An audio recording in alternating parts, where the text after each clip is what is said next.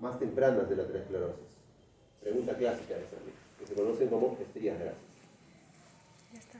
Una estría grasa es la lesión más temprana, ¿ok? Lo que importa es esto. El endotelio, la matriz subendotelial, la túnica la túnica muscular y la adventicia son constantes tanto en vasos como en arterias. En capilares y en vénulas no hay túnica muscular, solamente hay túnica adventicia y túnica serosa. Es por eso que no ocurre aterosclerosis en capilares. La aterosclerosis solo ocurre en grandes vasos. No solamente por el tamaño del espesor de la pared, sino por el volumen de presión que es necesario que se ejerza para que haya daño endotelial.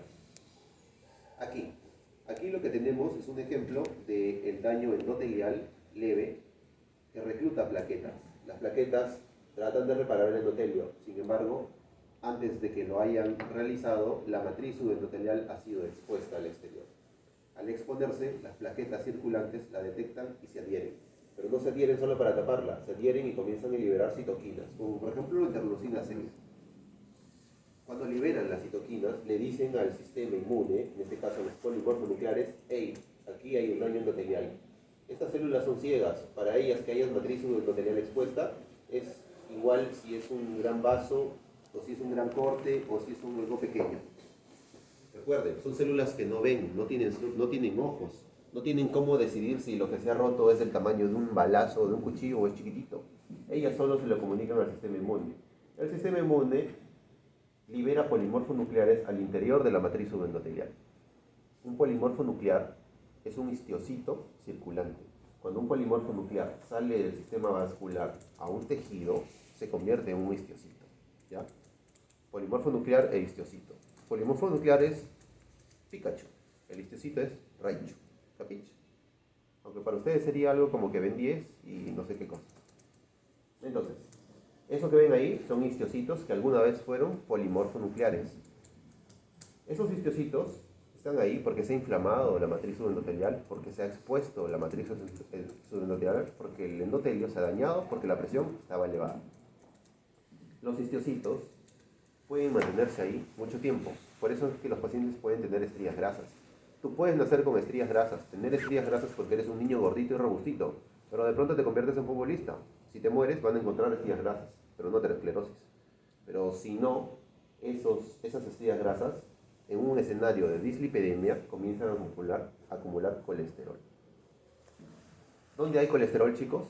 El exceso de colesterol en todo el cuerpo, especialmente en el tejido adiposo. Nuestro tejido adiposo almacena colesterol como moneda de intercambio de energía. Nosotros somos gorditos no porque Diosito quiera o porque nos vemos más sexy según algunos países o culturas.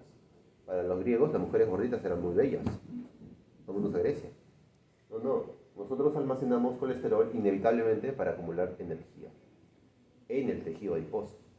Sin embargo, para que se acumule colesterol en el tejido adiposo, antes tiene que llegar ahí. ¿Y llega por dónde? Por la sangre. Ergo, tú encuentras un montón de colesterol en sangre circulante. Por eso los niveles de colesterol se miden en sangre.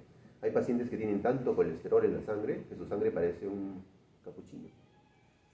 Cuestión que al haber colesterol intraluminal de forma intravascular, inevitablemente puede difundir a la zona de estría grasa. Es como si un montón de basura estuviera dentro del lumen del vaso e inevitablemente pasa a la matriz endotelial. Al pasar, ¿quién se lo come? Los polimorfos de ahí. Y si el paciente sigue teniendo un exceso de basura en el interior del lumen vascular que difunde a la matriz subendotelial, pues al cuerpo no le queda más solución que seguir acumulándolo con polimorfos nucleares.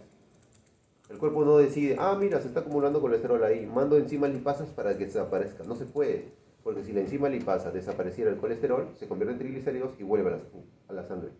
Y no se puede, pues, porque en la sangre ya hay un exceso de triglicéridos. O sea, lo que ven ahí es una forma del cuerpo de defenderse ante el exceso de lípidos. Y mientras más gordito seas y más colesterol tengas, peor es. Este acúmulo de grasas subendoteliales forma lo que se denomina como placa aterosclerótica. La clásica pregunta de examen, componentes de la placa aterosclerótica. Una placa aterosclerótica puede ser inmadura, madura, bien formada, complicada, obstruida, etc. Hay muchas clasificaciones. A los alumnos, y según el Robbins, podemos clasificarlas en dos tipos, estables e inestables. Los componentes clásicos de la placa son los siguientes. Primero, tenemos polimorfonucleares. Segundo, histiocitos cargados de colesterol, que son estas bolas amarillas, ese es el colesterol y esa es la célula. Histiocitos cargados de colesterol. También se le conocen como histocitos santos granulomatosos en algunas situaciones. Luego tenemos fibroblastos. Los fibroblastos aparecen para tratar de reparar la zona de lesión. También podemos tener linfocitos escasos, pero también pueden haber. El otro componente de la placa aterosclerótica es la necrosis. Las células necróticas o necrosis sucias también es otro componente. Otro de los componentes de las placas ateroscleróticas son los cristales de colesterol. Y nada más. Entonces, los componentes de las placas ateroscleróticas: polimorfonucleares, histiocitos, santosos, linfocitos, cristales de colesterol, fibroblastos y necrosis. Las placas pueden tener diferentes tamaños. Las placas pueden ser grandes o pequeñas. Una arteria normal es estría grasa, una de las versiones más básicas. Progresa una placa fibrograsa, es decir, tiene más fibroblastos que histocitos cargados con grasa, y luego se convierte en una placa avanzada vulnerable. Se denomina vulnerable por lo siguiente: como es una bola que comienza a crecer en el endotelio suprayacente, y si a esto le sumamos que hay una obstrucción acá, lo que tenemos es un endotelio débil con un incremento de la presión. Todos saben lo que pasa si obstruimos la boquilla de un caño de agua: se incrementa la presión de salida o la presión que pasa por ahí. Entonces, cuando se incrementa el tamaño de la placa, no solamente hay un menor flujo distal, sino que el flujo el flujo tiene más presión. El exceso de presión lo único que hace es generar un círculo vicioso de erosión del endotelio más inflamación. Si la erosión del endotelio no es suficiente para exponer el material de la estría grasa, se convierte eso en una placa aterosclerótica complicada de tipo trombosada. Si la matriz subendotelial expuesta era una alarma que tiene el sistema vascular para decir que hay una rotura y tener una pequeña inflamación, que esto se exponga al lumen es una granada horrorosa. ¿Ya? Cuando la matriz subendotelial de la placa se expone al lumen, cuando se rompe el endotelio, se forma un mecanismo de inflamación. Pero antes hay agregación plaquetaria. La agregación plaquetaria tapona esa arteria. El taponamiento de la arteria es más que suficiente para que genere el infarto agudo de miocardio. Es decir, acá estás tú de embrión, acá estás tú de 6 meses, acá estás tú, acá estoy yo, y acá estoy yo, bueno, aquí estoy yo dentro de 30 años, por comer mucho pollito. Entonces, se rompe la placa, las plaquetas detectan la exposición del factor de von Willebrand y la basurita que hay ahí, se forman todos los mecanismos de agregación plaquetaria, todos los pasos, se forma el coágulo. Una vez que el coágulo obstruye el vaso, la zona distal del tejido sufre isquemia. Y ahí viene toda la cascada que ya les expliqué al inicio, ¿no? Menos oxígeno, chao bombas. Chao bombas, muerte celular. Sí. Un humano puede estar con una placa así, donde dice placa avanzada vulnerable y hay una neurona ahí, ¿la ven? Ya. Un humano puede tener hasta el 90% de obstrucción vascular y seguir vivo, sin síntomas. A partir del 70% puede tener síntomas en reposo. Significa que puede estar obstruida el 70% de tu arteria coronaria y tú estás acá tranquilas. Pero apenas corres, comienzas a tener dolor. Se llama eso angina. Un humano puede tener el 90% del lumen vascular obstruido y aún así estar asintomático. Pero generalmente cuando tienen más del 90% del lumen vascular obstruido, tienen angina en reposo. Entonces, hay humanos que tienen angina estable y angina inestable. La angina estable significa que el aporte vascular todavía es lo suficiente como para mantener oxigenado a su corazoncito en reposo. Y en la angina inestable, el corazón, incluso en reposo, necesita más oxígeno. ¿Ok? 90% es el punto de corte para estable o inestable. Hay humanos que pueden tener obstruida completamente una arteria y aún así seguir vivo y no tener infarto. Y eso se debe a que la progresión ha sido tan lenta que tienen colaterales. Qué bendición, ¿no? Entonces, su arteria coronaria descendente anterior puede estar completamente obstruida, 95% de obstrucción según un ecocardiograma, y pueden estar tranquilos y jugando partidos los fines de semana.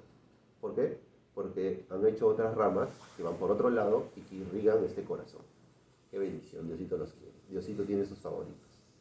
En caso que tú no seas uno de los favoritos de Diosito y te dé un infarto agudo de miocardio, vas a tener aproximadamente menos de 2 horas para que un cardiólogo entre por tu vena femoral y desobstruya esto con un stent. De no ser así, puedes morirte, ¿no? Ahora, eso no es el único problema. Cuando una placa se rompe, no solo se forma un coágulo y obstruye el tejido distal. El problema es que cuando se rompe el coágulo, puede mandar mini coágulos y obstruir otras cosas. O sea, esa bolita que se rompe, esa bolita que se forma y obstruye todo, se puede romper y mandar microémbolos a cualquier parte de tu cuerpo. Esos microémbolos generan problemas especialmente en zonas más sensibles como el riñón o el cerebro.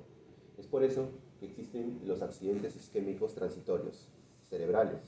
¿Conocen a los TIAs?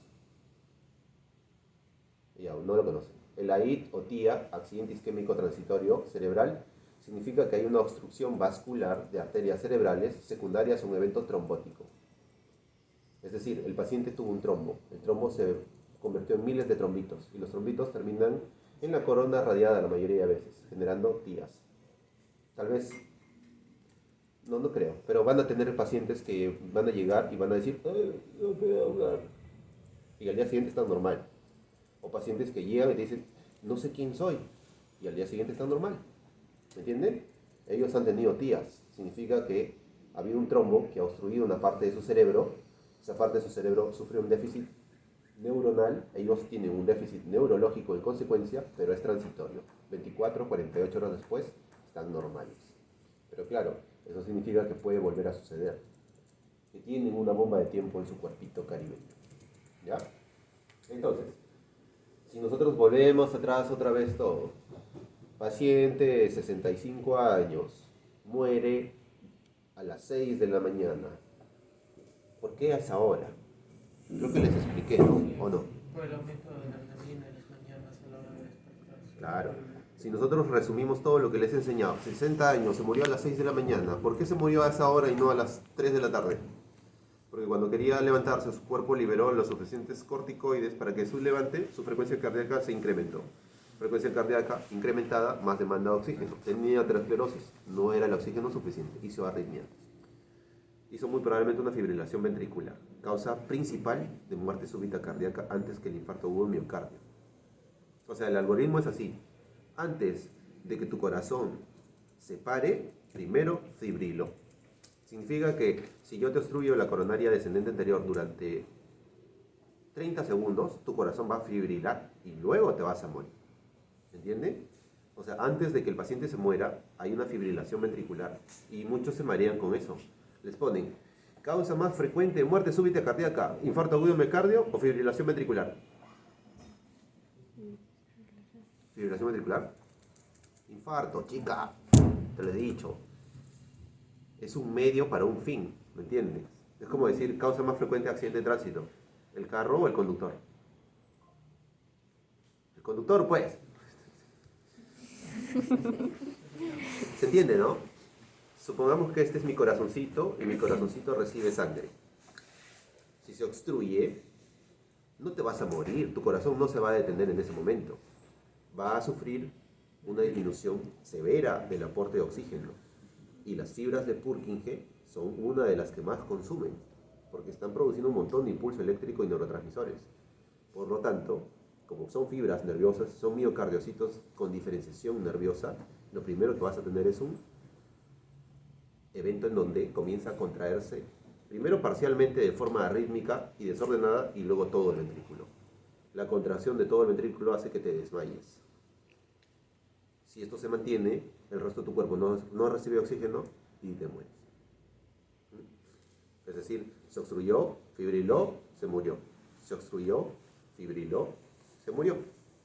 Si tú logras intervenir en la fibrilación con un desfibrilador, puedes volver a hacer que el corazón lata. Pero si está obstruido, es cuestión de minutos para que vuelva a suceder. No sirve de nada tratar de reanimar a un abuelito que se está infartando. La única forma es volar a un hospital y que le coloquen un stent, 2 horas. En Estados Unidos, bueno, los hospitales y las clínicas están más cerca y es otro sistema de leyes. pero el tiempo de respuesta que ellos tienen cuando les llega un paciente con un infarto agudo de miocardio es menos de 30 minutos. En menos de 30 minutos el paciente tiene que haber sido ingresado, historia clínica, exámenes de laboratorio y estar con un catéter en la vena femoral y con un stent en el corazón. En 30 minutos, ¿sabes? Desde que toca la puerta hasta que tiene un stent en el corazón, 30 minutos. Y para eventos cerebrovasculares también, 30 minutos. Llega el paciente, entra por la puerta, lo levanta una grúa y la grúa se lo lleva hasta sala de operaciones. 30 minutos. Y aquí no hay eso. Aquí solo Diosito. Sin embargo, existe un medicamento muy bonito, o medicamentos muy bonitos que te ayudan a resolver esto sin necesidad de stent. Y que a veces son de mucha utilidad para salvarle la vida a los pacientes, y son estos medicamentos trombolíticos. Significa que le administran medicina que rompe el trombo y fuerza a la revascularización. El problema es que si ha habido un sangrado, el paciente se puede morir.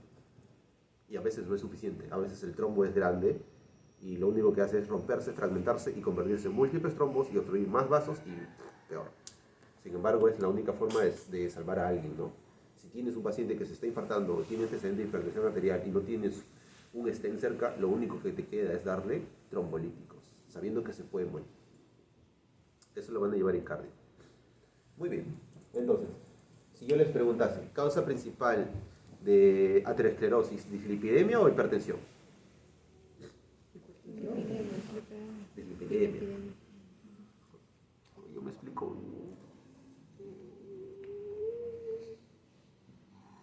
Ya. Causa principal de dislipidemia. Hipertensión, síndrome metabólico. Causa principal de síndrome metabólico. ¿Genético o estilos de vida? Estilos de vida. Estilos de vida. Causa principal de muerte súbita cardíaca en niños. ¿Adquirido o congénito? Congénito. Causa principal de muerte súbita en ancianos. ¿Fibrilación ventricular o infarto agudo de miocardio? Causa principal de muerte súbita en pacientes pediátricos. ¿Aneurismas o infarto agudo de miocardio?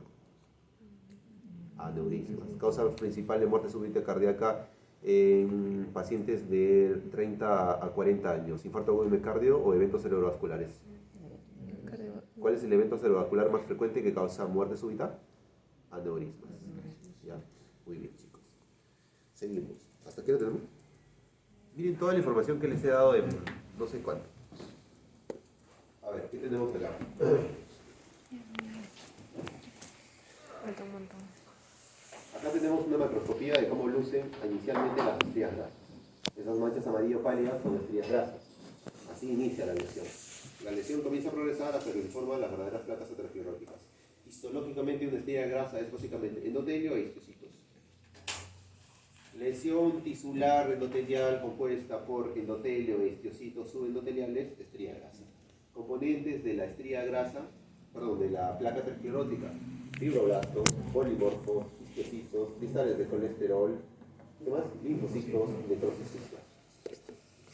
Y acá tenemos cortes histológicos de cómo luce una estría, cómo luce una placa aterosclerótica. Las placas ateroscleróticas, según Robin y muchas publicaciones, se pueden clasificar en estables o inestables, y eso depende de la cápsula fibrosa. Una estría grasa es básicamente un acúmulo de desechos, básicamente por acúmulo de lípidos, que está recubierta por una cápsula. Lo que debería ser endotelio es en realidad un tejido fibrocolágeno denso. Si es grueso, tiene menos probabilidades de romperse. Es decir, que esto con presión alta no se va a romper tan fácilmente como esto de acá. Si yo tuviera que comparar A y C, acá tenemos una cápsula fibrosa delgadita, acá tenemos una cápsula fibrosa gruesa. ¿Cuál cápsula fibrosa es estable? ¿A o C? C, porque la cápsula es gruesa. Aquí es delgadita. Hay una zona en las cápsulas que tiene mayor predisposición a romperse, y es la denominada la zona del ángulo. A ver, por acá creo que uno. Por aquí, ya no me acuerdo, ¿no? Sí. Aquí hay un ejemplo. Tenemos acá una estructura tubular consistente con una arteria, donde tenemos sus capas. El lumen de esta arteria está obstruido aproximadamente, estimo, un 80%. 70-80% del lumen está obstruido por esta cosa. Esta cosa es una placa aterosclerótica. La placa aterosclerótica tiene esto, una cápsula fibrosa. ¿Puedo escribir acá? ¿Sí? Cápsula fibrosa de la placa aterosclerótica. Lumen residual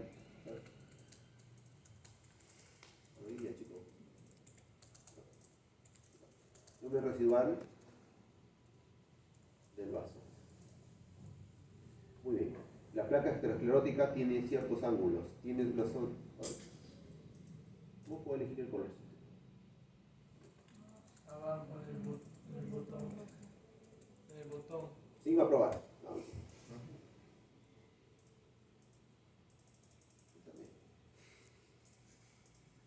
Bueno, la cosa es que las placas se asientan en ángulos, aquí y aquí. Miren. Todo esto es la cápsula de la placa que está aquí debajo. ¿Capin? Esta es la placa y esta es su cápsula. Este es el lumen residual. Esta placa se asienta en la pared aquí, formando un ángulo, y aquí formando otro ángulo. El ángulo es agudo, la mayoría de veces. Vamos a sacar otro ejemplo, ¿no?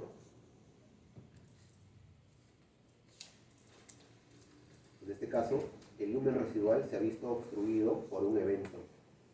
Este evento ha sido la rotura de la placa. La rotura de la placa ha ocurrido en los lugares en donde se sabe que ocurre, los lugares de inserción, aquí o aquí. Todo esto que ven acá, todo esto es la placa aterosclerótica. Se ha roto aquí en uno de sus ángulos y se ha expuesto este material al lumen. Las plaquetas y el sistema de coagulación se activó y bloqueó la zona de rotura. Recuerden, las plaquetas no tienen cómo saber si esto es una rotura de micras o una rotura de centímetros. Lo único que buscan es mantener la hemostasia. Se formó el trombo, el coágulo en este caso, el trombo, y que luego se organiza y se forma un trombo y obstruye esto, ¿no? Solucionando el problema aparentemente. ¿A costa de qué? De interrumpir completamente el flujo vascular. Entonces, las placas ateroscleróticas se suelen romper en su zona de unión a la pared vascular. Significa...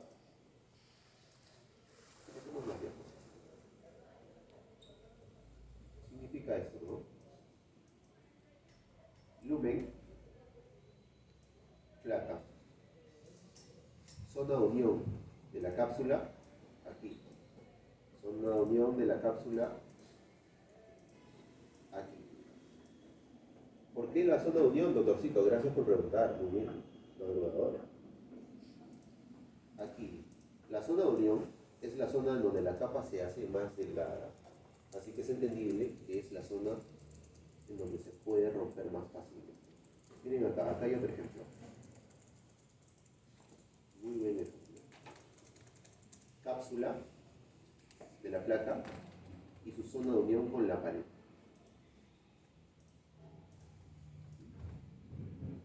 La zona de unión se rompe cuando hay un evento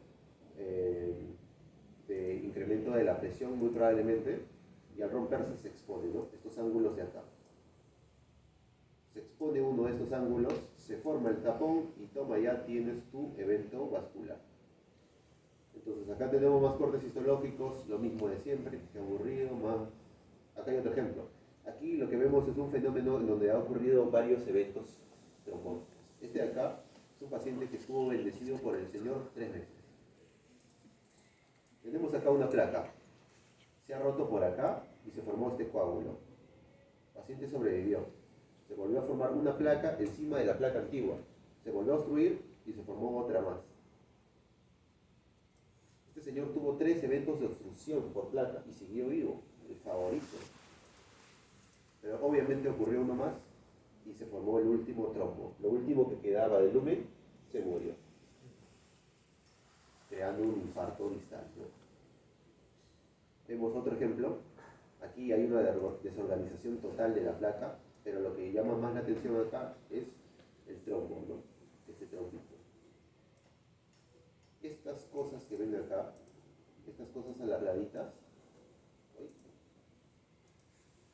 estas cosas alargaditas, como puntas, son cristales de colesterol. ¿Ya? Siempre preguntan, alargadito, alargadito, alargadito, alargadito. Algunos dicen que tienen forma de hojas. Son cristales de colesterol, lucen ópticamente vacuos porque durante el procesamiento histológico, como tienen o están basados básicamente en colesterol, el colesterol se diluye con el silol y lucen vacíos. ¿Sí? Acá tenemos componentes de la placa. Todo esto representa polimorfos nucleares, histiocitos y necrosis sucia luminal. Acá tenemos más necrosis luminal con cristales de colesterol. Cristal de colesterol, la cosa blanca puntiaguda. Necrosis sucia, la cosa blanca sin color. Polimorfos y detritus, las cosas marroncitas o moraditas. Vemos acá las zonas de unión de la placa. Según la evaluación que podamos hacer de las zonas de unión y el grosor de la placa, podemos ver que esta es una placa estable o inestable. Es una cápsula gruesa, es una placa estable. Significa que esta placa tiene bajo riesgo de romperse en caso de que haya un evento. Pero si tenemos esta arteria, es que este paciente ya está muerto, pero esta arteria no se ha roto ante ella, prueba de que esto es una placa estable, ¿no? Acá tenemos a más detalle cómo lucen los histiocitos. Los histiocitos de las placas son histiocitos de tipo espumoso. Se denominan así porque su citoplasma es microvacuolado. ¿Ves? Como muchos puntitos. Por eso se denominan histocitos espumosos. Cada uno de estos mini puntitos es colesterol, es grasa. ¿Qué eran estas estructuras alargadas?